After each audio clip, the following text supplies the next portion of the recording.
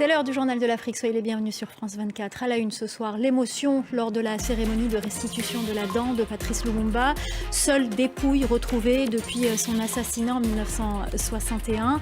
Une dépouille qui retournera en République démocratique du Congo pour avoir enfin une sépulture. Nous serons à Bruxelles et nous recevrons sur ce plateau Jean-Jacques Lumumba, petit-neveu de l'ancien Premier ministre assassiné. Interview à suivre.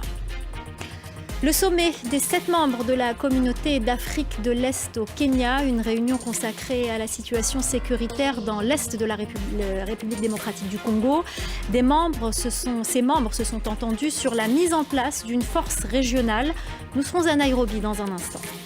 Enfin, nous évoquerons la journée mondiale des réfugiés. Pour l'occasion, nous irons en Afrique du Sud. Vous verrez que les enfants réfugiés peinent à être scolarisés. Reportage à suivre à la fin de ce journal.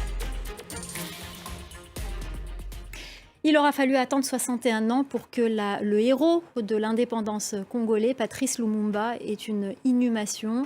La Belgique a restitué, après de longues années de procédure, une dent à la République démocratique du Congo. Il s'agit du seul reste de l'ancien Premier ministre violemment assassiné. Une dépouille rendue lors d'une cérémonie empreinte d'émotion. Notre correspondante à Bruxelles, Alix Le Bourdan, était présente. Et Jean-Jacques Lumumba, le petit-neveu de l'ancien Premier ministre, est avec nous sur ce plateau. Merci infiniment d'avoir accepté notre invitation, d'être venu de Bruxelles pour être ici sur ce plateau. Tout d'abord, j'ai envie de vous demander votre sentiment aujourd'hui. Vous savez, c'est un... Merci beaucoup Jean-Jacques Lumumba, petit-neveu de l'ancien Premier ministre. Merci beaucoup d'être venu sur ce plateau, nous livrer votre émotion après la restitution de cette dépouille et d'avoir répondu à nos questions. Merci à vous. Et on va continuer à parler de la République démocratique du Congo. On en vient à cette réunion de 7 membres de la communauté d'Afrique de l'Est à Nairobi.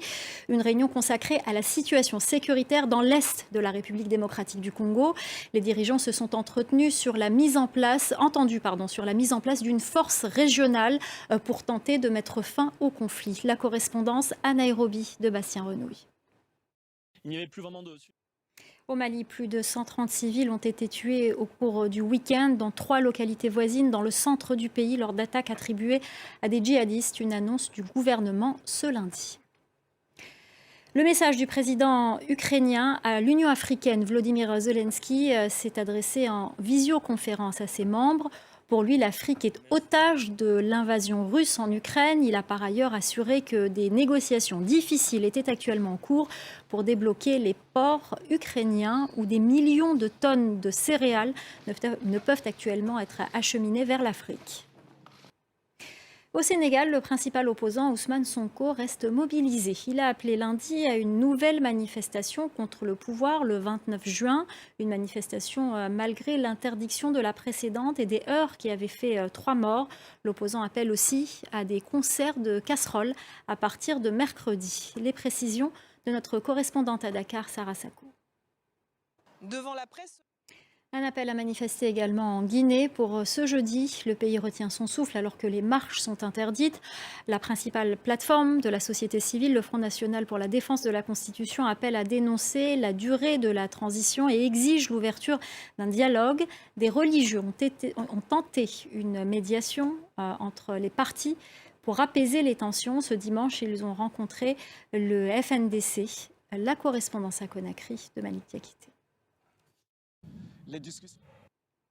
La 29e journée mondiale des réfugiés. Filippo Grandi, haut commissaire des Nations Unies pour les réfugiés, était pour l'occasion en visite à Abidjan, en Côte d'Ivoire. Il a prononcé la fin du statut de réfugié pour les Ivoiriens ayant quitté leur pays.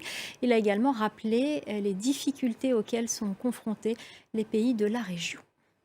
Et on va continuer à parler des réfugiés. Direction l'Afrique du Sud. La Constitution certifie que chaque enfant a droit à l'éducation, mais la réalité est tout autre. Les écoles sont surchargées et donnent donc la priorité aux enfants sud-africains. Les enfants de réfugiés se retrouvent très souvent déscolarisés. Une ONG tente depuis maintenant 14 ans de pallier cette situation en offrant des cours à ceux qui n'ont pas cette chance. Reportage de Caroline Dumais et Stéphane Kerstens.